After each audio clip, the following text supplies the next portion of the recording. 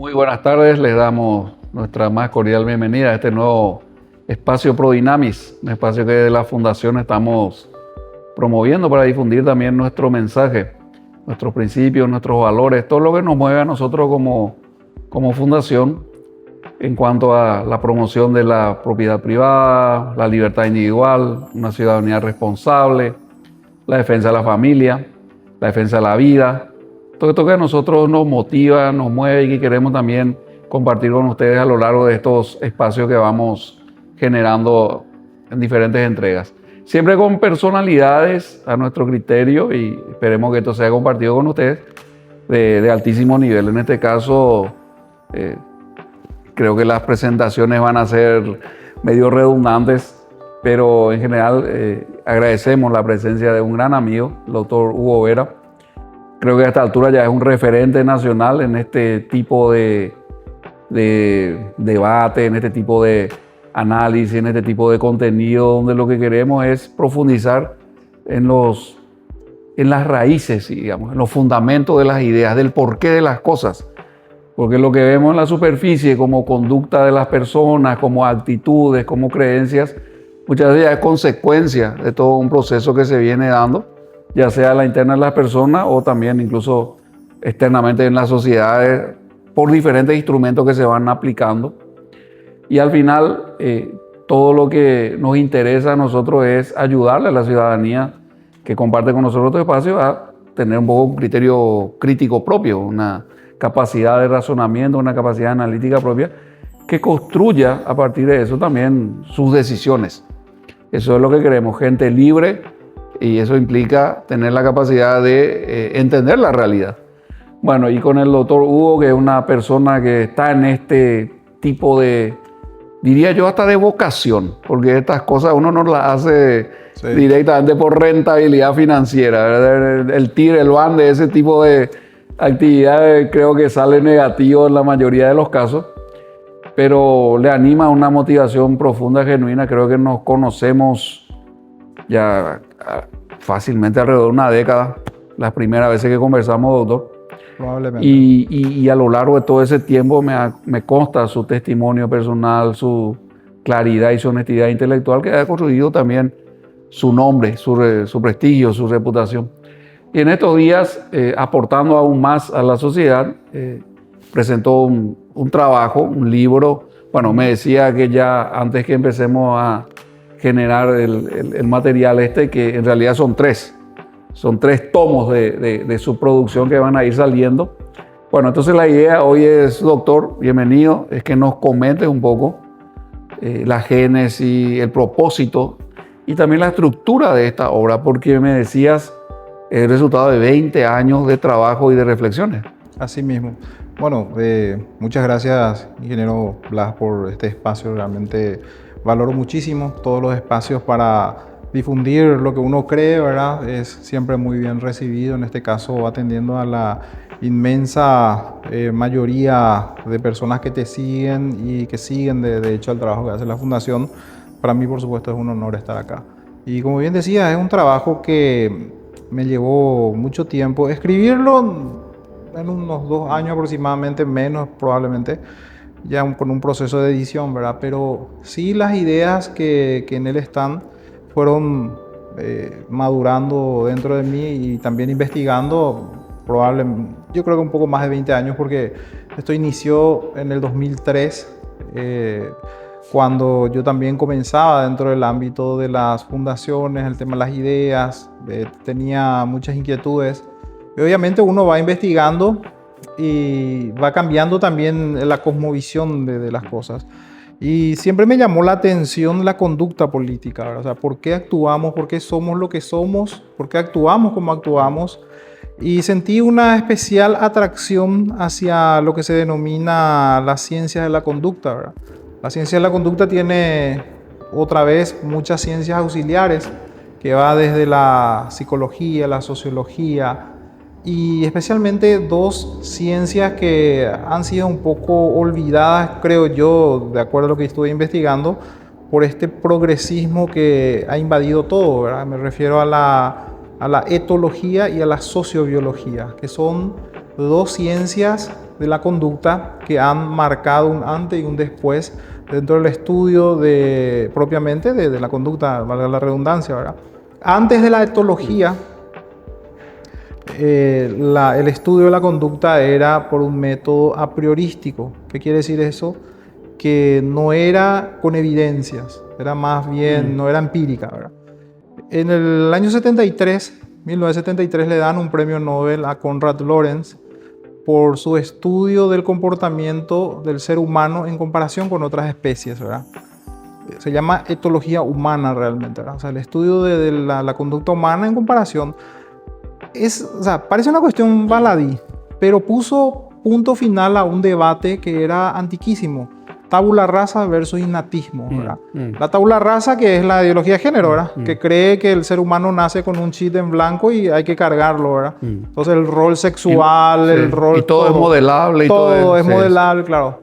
Y el otro es el innatismo, que dice que ya venís con... Codificado. Claro, codificado, pero había como una puja entre ambas, porque eran más bien con un método a priorístico lo que se estudiaba eso. Y ya con Konrad Lorenz, observando las especies, haciendo una comparación, aporta el método empírico, ¿verdad? Entonces, desde Konrad Lorenz tenemos que absolutamente demostrado que el ser humano tiene ambas conductas, ¿verdad? O sea, ambos chips, por decirlo así, ¿verdad? Tiene una conducta innata. Hay cuestiones que es absolutamente biológica la conducta sexual, por ejemplo, que está muy atacada por la ideología de género. Y existe también mucho de lo que aprendemos, ¿verdad? Nosotros podemos moldear, pero un sinfín de cosas, ¿verdad? Entonces, es como una simbiosis entre ambas corrientes, o sea, un eclecticismo, como diríamos en filosofía.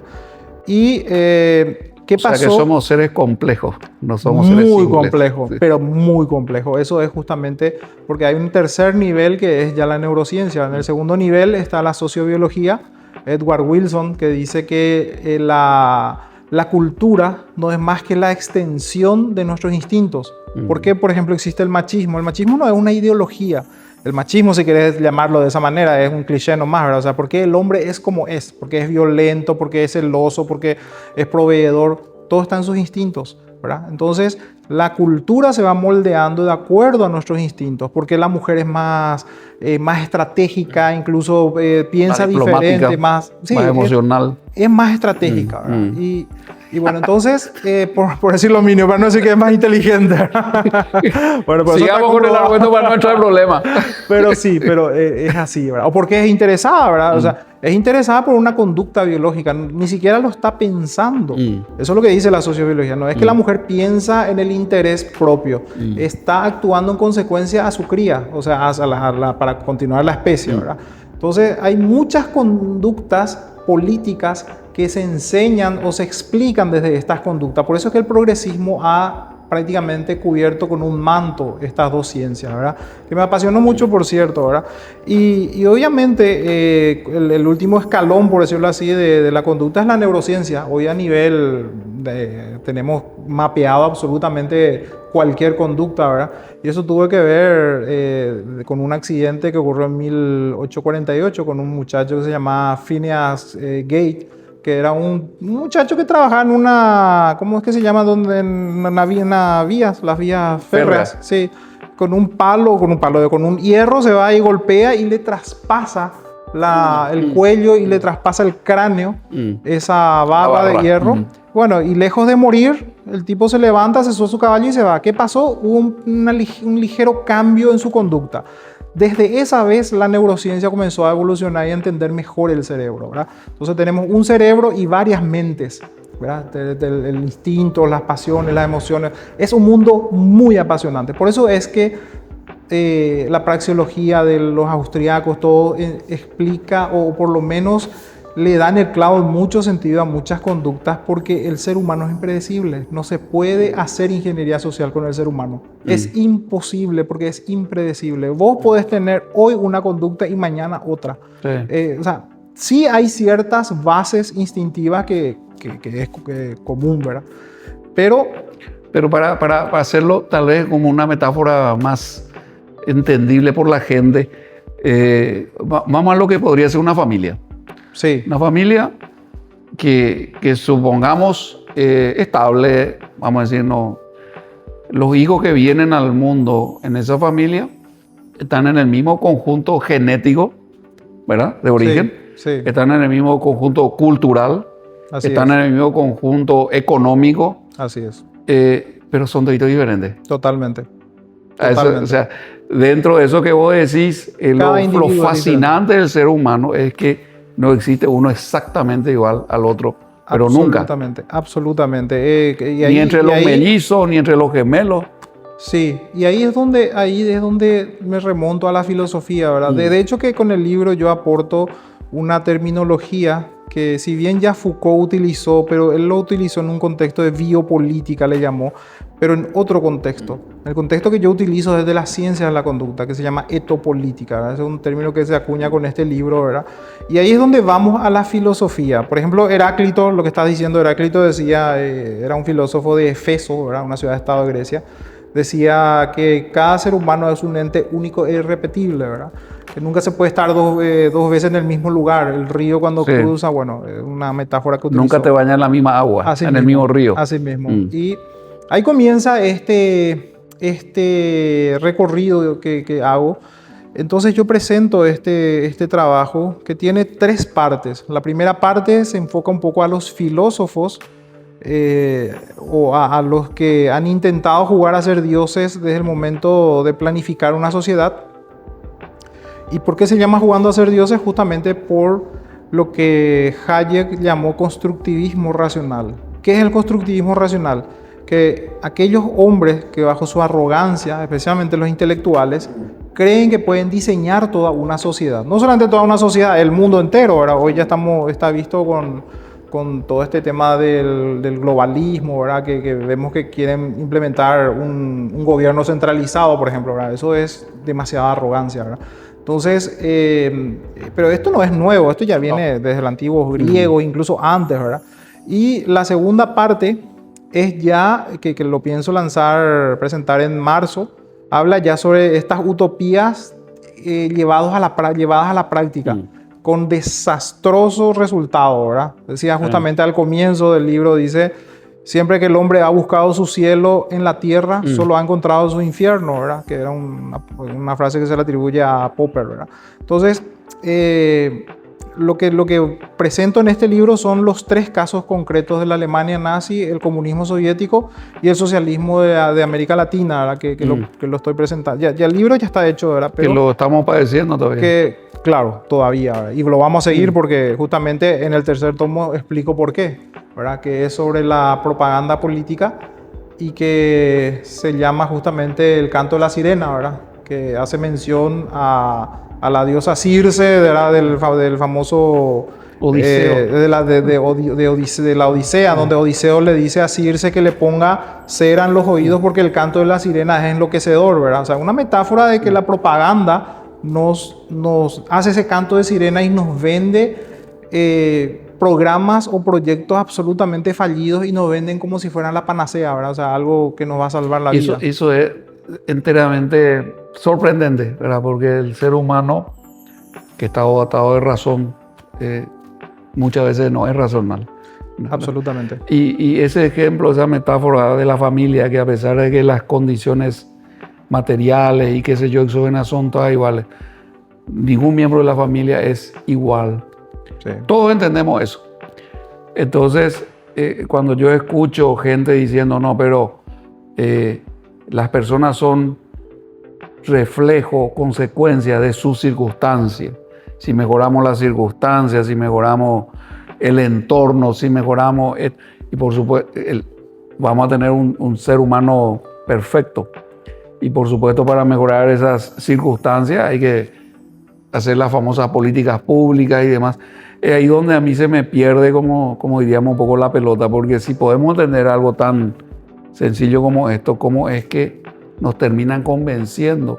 Totalmente. De que cuando llevamos esto de que en la familia nos queda clarísimo, a la sociedad en su conjunto, y nos tragamos, por decir así, explicaciones que tienen 180 grados en contra, digamos. Sí, Vos sabés que todo el siglo XX el siglo XX fue el siglo de los experimentos sociales sobre la conducta humana. Ahora tenemos tantos y justamente lo que ¿Será que mencionás. recogimos los frutos del 19 en el 20? De lo que No, se sembró también, en el... no, pero estamos hablando de que fueron perfeccionándose, entre comillas, desde la época de los sumerios, ¿verdad?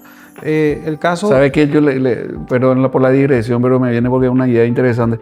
Yo creo que el siglo XX lo que tenía era la tecnología, Sí, y muchos que laboratorios. por eso fue tan dañino el siglo XX. Por ejemplo, en el siglo XIX estuvo Galton y el darwinismo social, ¿verdad? Pero en el siglo XX lo quiso aplicar Hitler, ¿verdad? Y unos cuantos, ¿verdad? Pero en el siglo XX aparecieron los conductistas, por ejemplo, que hablaban de que la conducta humana... Skinner, por ejemplo, un conductista, el famoso, en Los Simpsons aparece Burgess Skinner en honor al conductista, ¿verdad? Que decía que la conducta humana se puede moldear de acuerdo a ciertos elementos, ¿verdad? Ya sea la cultura, el lugar, la tecnología y una serie de cosas, ¿verdad? Y que puede ser predecible. Absolutamente todos se equivocaron. Por ejemplo, el comportamiento condicionante operante de Watson, que como se le entran a los perros, por ejemplo, a los El perros se le da... Pavlov y sus perros. Iván Pavlov, sí, exacto. Entonces, ellos creían que podían hacer lo mismo con los seres humanos. Pero ¿cuál es la diferencia? Que el ser humano tiene la parte racional muy distinta, muy diferente al resto de las otras especies, ¿verdad? Entonces, hicieron barbaridades y ahí surgió uno de los experimentos que a mi modo de ver hasta ahora tiene sus consecuencias más catastróficos, que es el famoso experimento del universo número 25, que Colhan era el nombre de un etólogo, porque justo la etología le dan un premio Nobel a Konrad Lorenz y está muy de moda. Entonces comienza a hacer experimentos con ratas, ¿verdad? ¿Por qué creció tanto la población? Y simulaban, y ellos decían, le culpaban al capitalismo. Y de cierta manera es cierto, ¿verdad? Pero no hay una catástrofe como quieren hacernos creer. Todo lo contrario, ha mejorado sustancialmente todo lo que es el buen vivir, ¿verdad? O sea, que ha mejorado la vida del ser humano desde el capitalismo. Pero ellos lo querían poner con un sesgo, por supuesto, de una forma negativa. Entonces, ¿qué hicieron? La población empezó a aumentar mucho y desde la época de Malthus hasta ahora, estamos hablando de 1970, la población ha crecido más de 6.000 millones. Hoy ya estamos más de 8.000 millones. ¿Verdad? Entonces se espantaban ellos, ¿verdad? Porque la visión que tenían eran de la economía materialista. Sí. La economía materialista sostiene que si hay un pedazo de pizza con 5 lados y hay 7 comensales, hay escasez. Pero ¿qué dice la economía subjetiva? Que si tenés un pedazo, o sea, una pizza con 5 partes y 7 comensales, si eran perros tus comensales, sí iba a haber escasez. Pero al ser seres humanos, uno de esos 7 se le puede ocurrir robar la pizza, vender la pizza, hacer con productos más baratos, o sea, una infinidad de cosas, ¿verdad? Entonces, eso es lo que no tenían en cuenta. ¿Y qué hicieron? Experimentos con ratas. Empezaron a darle todo lo que el capitalismo le dio a los seres humanos a estas ratas. Vacunas, casa, alimentación, comida, todo todas las condiciones ideales. Las condiciones ideales. ¿Qué pasó? Empezó a reproducirse y empezaron a colapsar. Claro. Estas sociedades ficticias de laboratorio de las ratas hicieron 25 veces. Las 25 veces fueron un desastre total, ¿verdad? Entonces, la conclusión es de que la humanidad se dirige hacia un colapso. Claro, porque, claro, la etología pues lo que hacía era la comparación con la conducta humana y aprovecharon eso como buenos progres, ¿verdad? Pero es un reduccionismo extremo. Es un reduccionismo porque, ¿sabes por qué especialmente? Porque justamente el padre de la etología decía que la observación se tiene que hacer en el ambiente natural, ¿verdad? No en un laboratorio como lo hicieron ellos, ¿verdad? Entonces, es el pequeño detalle que no nos contaron, ¿verdad? Obviamente lo hicieron porque la ciencia tiene eso. Si la ciencia vos lo manejas con sesgos, obviamente vos lo que vas a hacer es confirmar tus propias creencias, porque la ciencia vos lo podés manipular. Ahí no está haciendo claro. Están haciendo cualquier cosa, ¿verdad? Y de hecho que utilizan el nombre de la ciencia, como ocurre ahora con CONACYT y otros tantos, que utilizan el nombre de la ciencia para validar los sesgos que ya tienen, ¿verdad? Y eso se usa hasta ahora, ¿verdad? Entonces, es una falacia de autoridad. Bueno, todo eso es lo que de alguna manera enfoco o trato de enfocarme en el libro, ¿verdad? Es un gran desafío porque si vos lo vas a encarar de una manera así técnica, puede ser aburrido también porque es para una minoría nomás, ¿verdad? Porque mi intención es que esto sea masivo. Entonces lo hago como escribiendo un cuento más o menos, o sea, tratando de simplificar todo lo que se pueda, pero haciendo entender a la gente que siempre que jugamos a ser dioses, siempre termina en catástrofe. Sí, pero es muy interesante eso que vos decías, todo lo que decís, pero me detengo un poco en esto que vos decías. Esto es aburrido, parece una cosa árida, pero en realidad en eso que tiene esas características, lo que nosotros vemos muchas veces son los fundamentos de lo que el día de mañana van a ser conductas prácticas que nos van a afectar, pero desde que nos despertamos hasta que nos volvemos a acostar. Así que en el segundo bloque vamos a volver a profundizar un poco en todos estos elementos con el doctor Hugo Vera, pero le voy a también hacer una pregunta ya de antemano para el que se vaya preparando. ¿Y qué pasa de la parte inmaterial del ser humano? Porque yo creo también que una de las limitantes o de las sobresimplificaciones que se hacen cuando tenemos este tipo de experimento, análisis, etcétera, es que el ser humano tampoco no es pura materia. Tiene una parte que se llama conciencia, tiene una parte que se llama espíritu, y muchas veces creo yo que es ahí donde fallan estos modelos predictivos. Entonces, te voy a pedir tu opinión al respecto, pero a la vuelta en nuestro segundo bloque. ¿Cómo no? En FECOPROD celebramos 50 años de compromiso y crecimiento. Durante 5 décadas hemos estado a tu lado, apoyando a las cooperativas, transformando vidas y construyendo un futuro mejor. Desarrollamos proyectos que generan oportunidades. Promovemos la solidaridad y fomentamos el trabajo en equipo. Juntos hemos sembrado sueños y cosechado logros. FECOPROD, 50 años desarrollando juntos un país. 8 años de un camino que hemos recorrido con nuestras asociadas. Concopar ha sido el puente entre el esfuerzo individual y el impacto colectivo. Un motor de cambio, promoviendo oportunidades, innovación y desarrollo para cada rincón del Paraguay. Hoy, el cooperativismo es más fuerte, más comprometido, transformando realidades. Seguimos avanzando hacia un futuro más sostenible. Concopar, 8 años, sembrando cooperación y cosechando progreso. Bueno, seguimos aquí con el doctor Hugo Vera, realmente apasionante no quiero decir discusión, el análisis, el intercambio que estamos teniendo. Yo creo que da para varios capítulos esto, en la medida que vaya también saliendo los volúmenes número 2 y número 3 de su obra, seguramente que le vamos a estar compartiendo con ustedes también, e invitando al doctor que nos ilustre también desde su perspectiva, bueno, la motivación, el porqué de emprender este tipo de obras, qué propósito tiene detrás de esto, qué busca él con este tipo de producción y que nosotros también podamos entender todo eso. Pero bueno, antes de despedirnos en el primer bloque, introducíamos un tema que también, a mi criterio, fundamental en lo que hace a la distinción del ser humano en relación a otras especies vivas. Sí. Más allá de todo lo que tiene que ver con biología, que tiene que ver con genética, que ya es diferente en el ser humano, es único, es irrepetible, al punto que hasta la teoría darwinista de la evolución está en serio entredicho. Sí. Y tampoco existe un consenso universal al respecto. Tiene muchas muletillas ahí que tiene que echar mano para salvar esos hiatos inmensos que muchas veces no tiene capacidad para explicar. O sea, falta de coherencia en su propia estructura interna.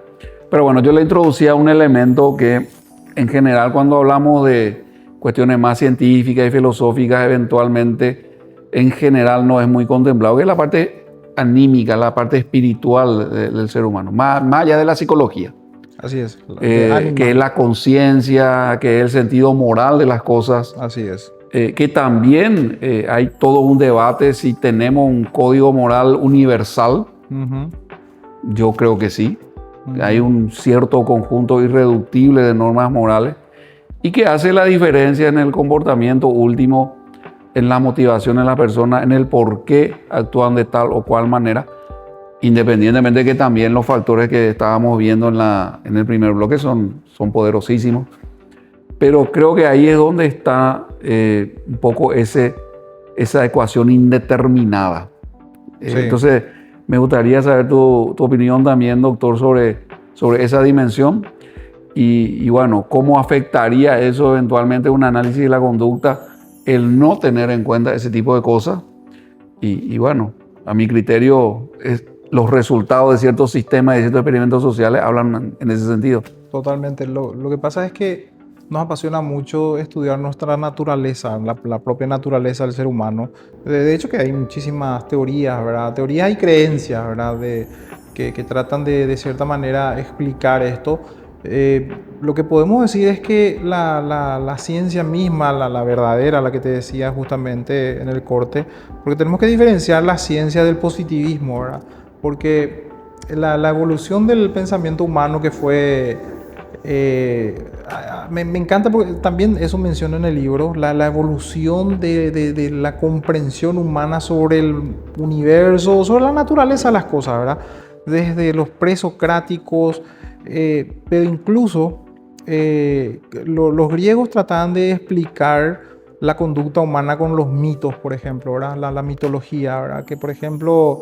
el caso, vámonos más al caso que hablamos hace rato, el tema de la mujer y el hombre, ¿verdad? Cómo ellos explicaban el hombre por qué es más violento, lo representaban con los dioses, ¿verdad? Habían dos dioses de la guerra y la estrategia que era Ares y era Palas Atenea, ¿verdad? Ares, el dios hombre, que era de la guerra, era violento, llevaba todo por delante. Y la otra era Palas Atenea, que era la diosa de la guerra, pero de la estrategia, ¿verdad? Entonces, ellos lo que buscaban era explicar la conducta de la mujer y del hombre. El hombre es más violento, arrasa con todo, y la mujer es más estratega, ¿verdad? Entonces te daba esa...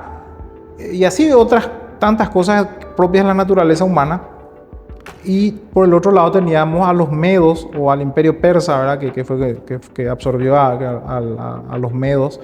Ellos ya estaban más avanzados en el estudio de la conducta, porque ellos ya manejaban la magia, ¿verdad? O sea pero no la magia como creemos que es ahora, ¿verdad? La magia viene de los magis. Los magis eran los que observaban las estrellas. De ahí los tres reyes magos, ¿verdad? Porque seguían las estrellas. Pero eran los magis eran gente que estudiaba el comportamiento de los astros y su relación con la conducta. Hoy sabemos que los astros tienen ciertas influencias en las cosechas, en la conducta, la luna, por ejemplo. O sea, sabemos, ¿verdad? Imagínate, ellos ya estaban, por eso te decía que estaban más adelantados que los griegos en ese sentido, ¿verdad? Porque la esclavitud en algún momento fue un avance de la civilización, porque antes en las guerras nos matábamos todos y ya. Pero cuando nos dimos cuenta que con la esclavitud podíamos... agarrar fuerza gratuita, bueno, fue un avance también, ¿verdad? Para su momento. Entonces así también el estudio de la conducta de la naturaleza humana fue por escalón, ¿verdad? Después viendo otra vez Grecia, en donde por primera vez Platón establece la estructura del conocimiento, ¿verdad? Con su dialéctica, ¿verdad?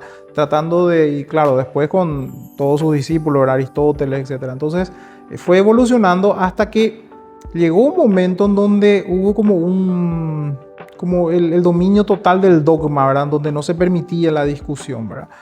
Después de eso llega el periodo del racionalismo, en donde el ser humano llegó a un extremo, porque ningún extremo nunca es bueno, en el extremo dogmático, en donde el poder religioso te mandaba a la hoguera si discutías algo.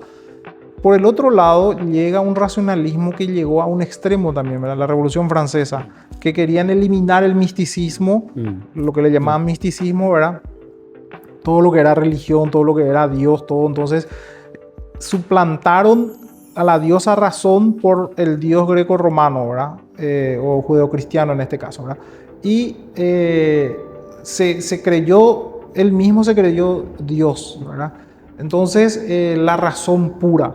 Después de la razón viene aún más arrogante otro aporte, por decirlo así, del conocimiento humano, que es el positivismo, ¿verdad? Con el positivismo, con Augusto Comte, querían planificar la sociedad desde la ciencia, ¿verdad? Y cuando utilizas la ciencia con sesgo para diseñar una sociedad de acuerdo a lo que vos crees y usas a la ciencia para validar tus creencias nomás, es aún más peligroso. Porque con el positivismo nacieron pseudociencias como la frenología, por ejemplo. La frenología que creía que por el tamaño de tu cabeza vos eras más inteligente. Eso le dio aún un sesgo más fuerte sobre la superioridad del hombre sobre la mujer, por ejemplo. ¿Por qué? Porque el cráneo de la mujer es más chico que el del hombre, entonces la mujer no tenía que tener derechos, ¿entendés? O sea que utilizando esos sesgos se involucionó antes que evolucionar, ¿verdad? Entonces el positivismo lo que trajo con sus sesgos fue una involución. Y cuando el socialismo agarra al positivismo como su bandera para hacer una falacia de autoridad, se involucionó aún más, ¿verdad? Porque se metió planificación centralizada con opinión de la ciencia. Por eso es que nacen todas estas, el Estado comienza a hacer ciencia, entre comillas, para validar nada más las prácticas socialistas, ¿verdad? Entonces vos tenés que la propiedad privada es un peligro, el cambio climático, todas estas tonterías que nos venden como una superchería firmada por científicos o pseudocientíficos, ¿verdad? Entonces,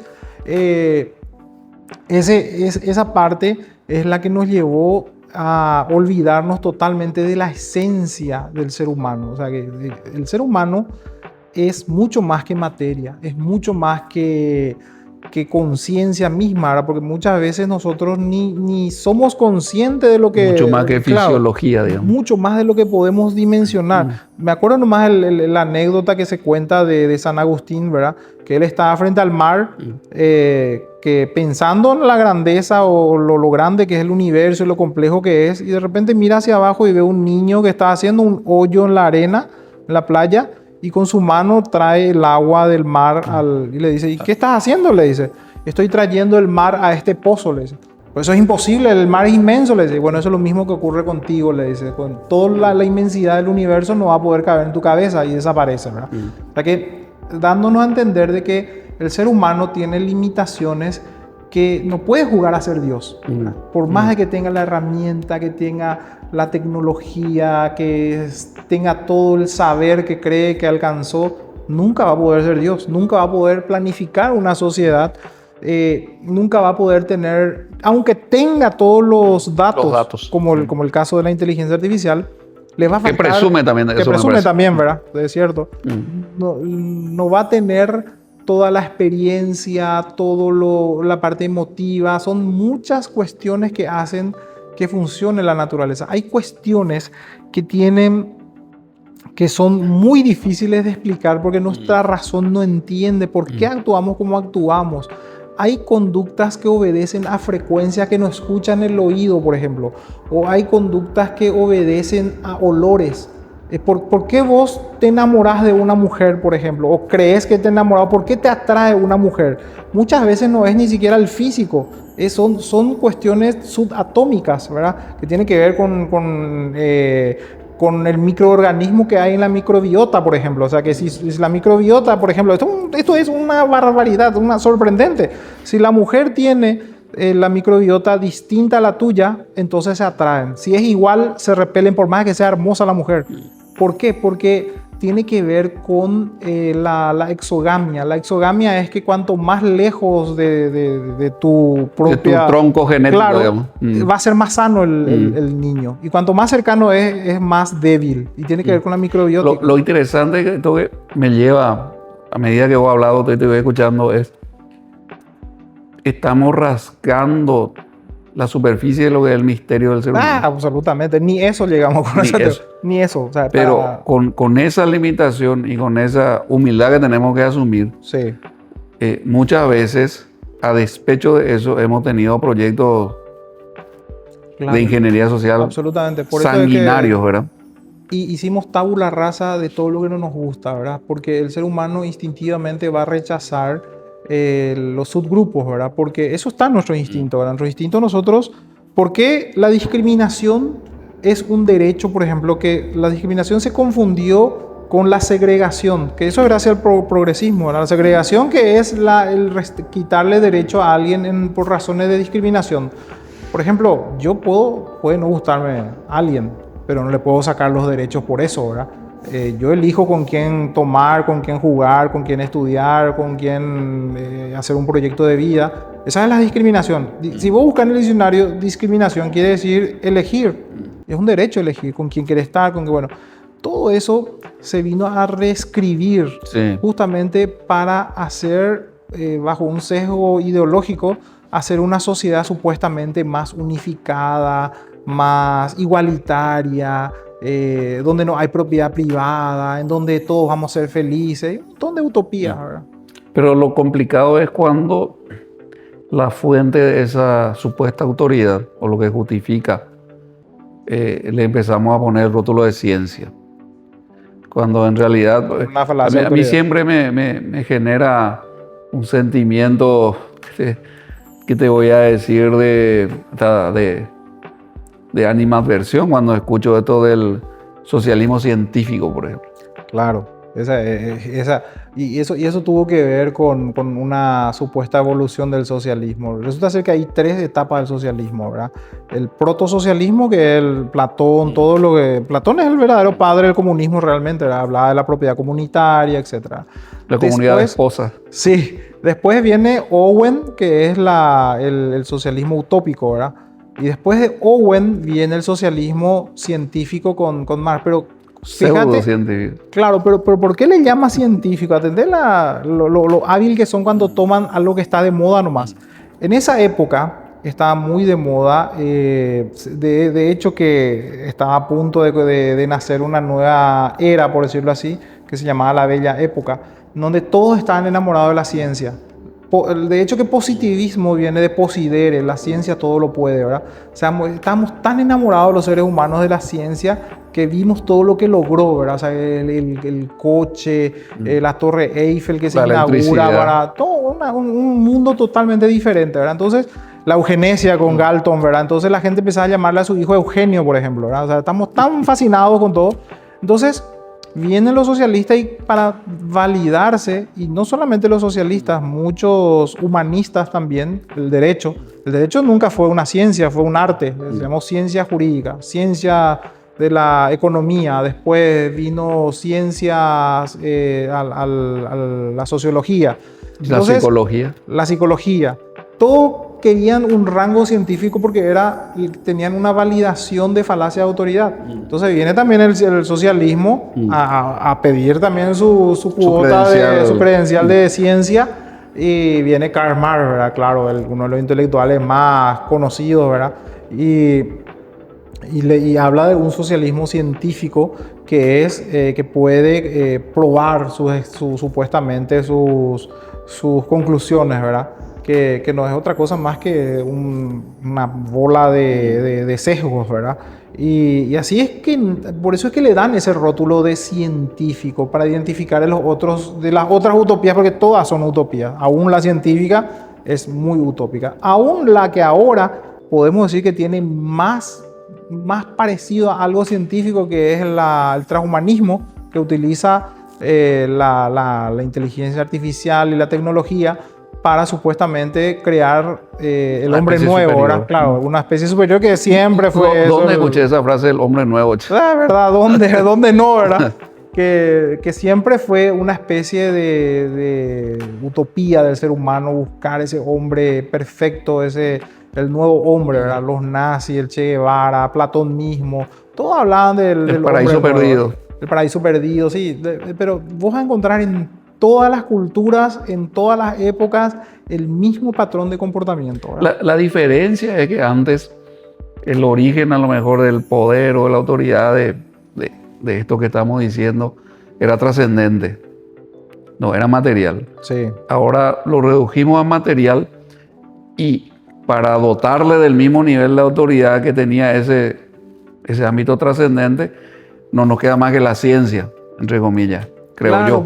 Porque finalmente la ciencia, el ser humano en su incomprensión de todo lo que le rodea, se siente inseguro, ¿verdad? Entonces busca de alguna manera algo que le sostenga, y en ese algo aparece la ciencia, que busca de alguna manera explicar lo que siempre le fue inexplicable y cree que ese es su Dios, ¿verdad? El ser humano necesita, por alguna razón que no entendemos, creer en la trascendencia, ¿verdad?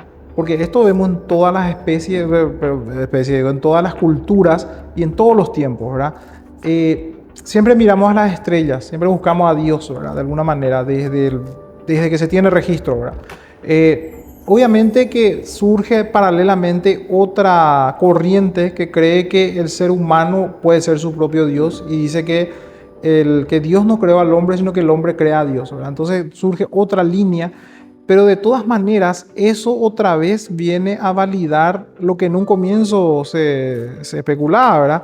De que buscamos algo que nos sostenga, ¿verdad? Entonces el racionalista o el positivista O el humanista, el o el humanista, marxista. claro, todos son de alguna manera buscan un sustituto que sustituirle a Dios para validar sus propias creencias nomás, porque finalmente son creencias, ¿verdad? Entonces la ciencia misma está plagada de especulaciones, ¿verdad? Aún la más avanzada, ¿verdad? De hecho que... Claro, o sea, en el origen mismo del método científico existe algo que se llama, en cualquier, y eso Sí. vos lo manejás perfectamente, en cualquier argumentación existe lo que se llama el axioma. Claro, así es, Y el axioma es una cuestión hasta cierto punto de creencia, sí. pero sin un axioma fundacional yo no puedo construir Totalmente. De hecho que la propia ciencia nace con la hipótesis, o sea, con una idea, ¿verdad? La idea se divide en dos partes. Una idea doxática, que es una idea de opinión, ¿verdad? Que decía Platón. Y la otra idea es la idea epistemológica. La idea epistemológica es ya la que vos tenés un registro de él. Por ejemplo, yo te digo, qué sé yo, hipogrifo te digo, y tu mente no sabe lo que es eso, no puede dibujar lo que es un hipogrifo. Pero si te digo botella de agua, automáticamente te viene la imagen de la botella de agua. Esa es la epistemología según los griegos, ¿verdad? Entonces, la ciencia parte de la... el de la soda. Sí, no, hipogrifo era Algo una de la parecido. mitología griega, pero bien Harry Potter, por cierto. Bueno, Bueno. pero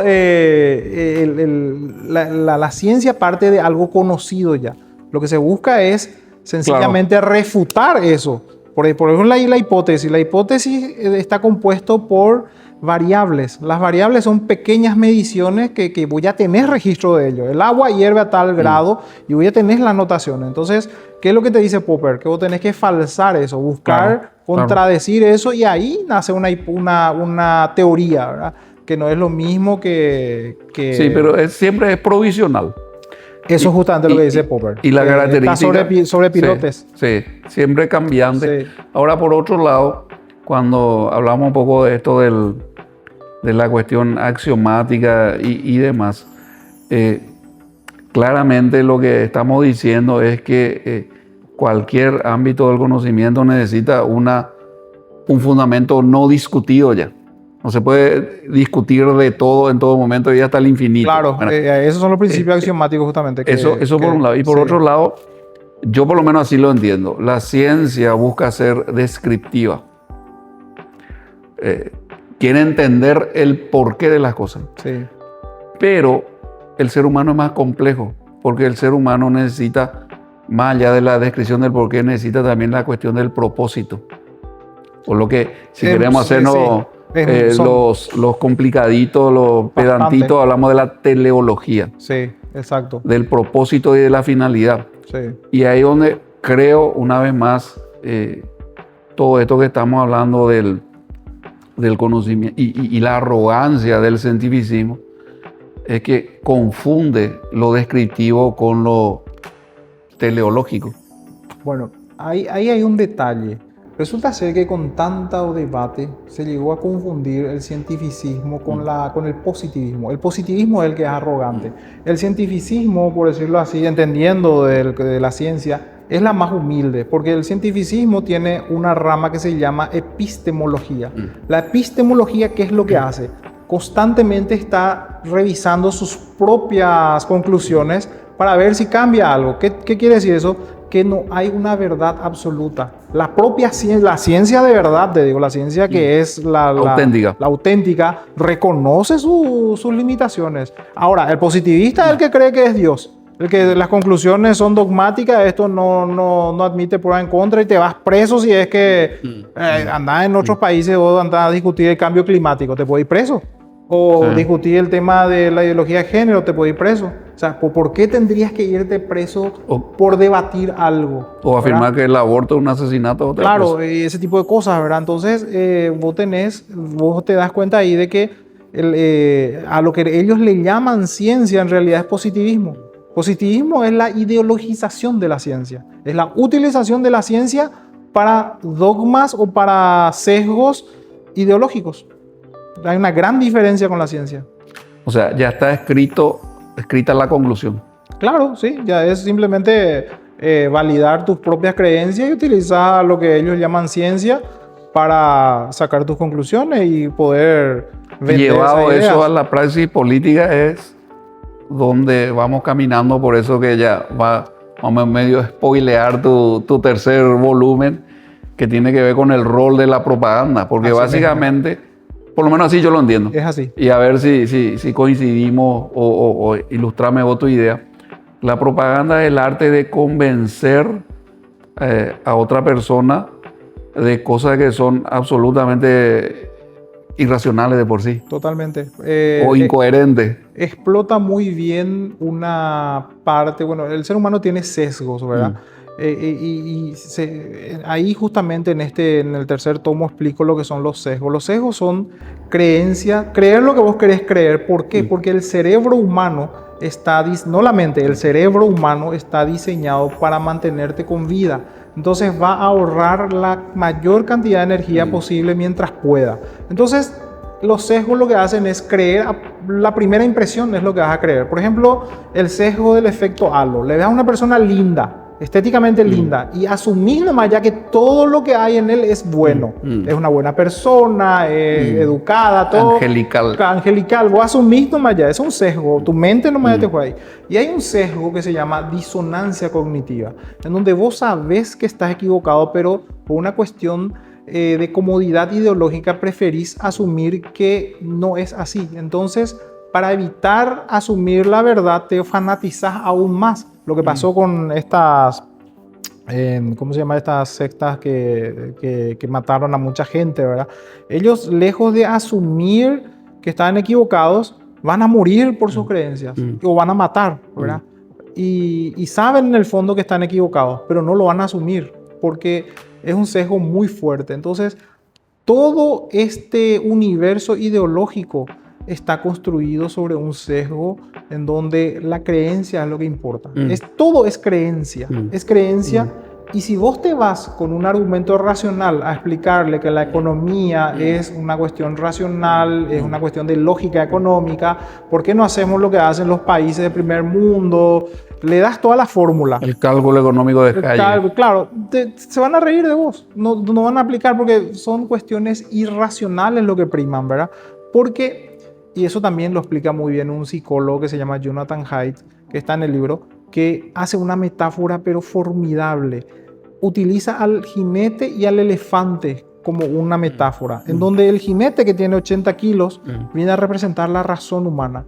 Y los 5.000 kilos de elefante viene a representar tus instintos y tus pasiones.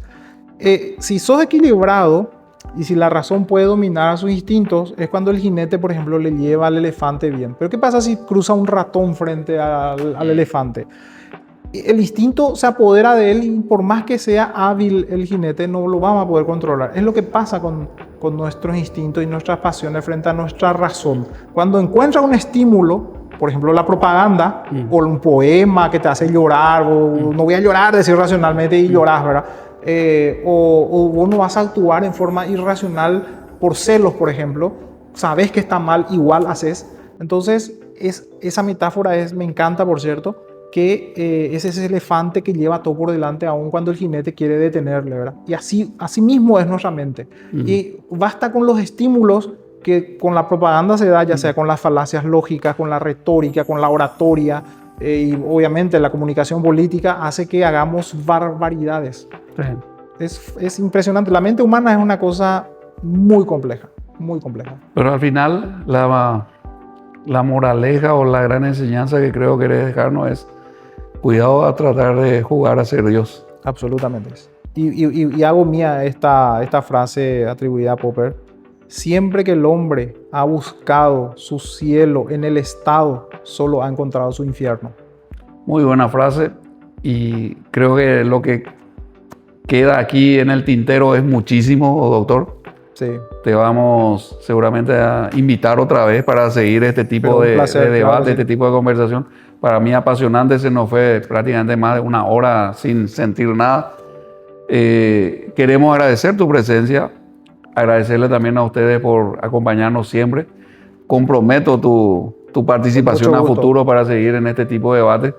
Vamos a hacer seguramente también dentro de la fundación o en el contexto de la fundación una presentación de tu Sería primer un honor. tomo. Sería De un tu honor. primer tomo. Yo ya me lo llevo con mucho gusto. Ya estoy sumamente curioso en empezar a hojear un poco este primer trabajo tuyo o este primer volumen.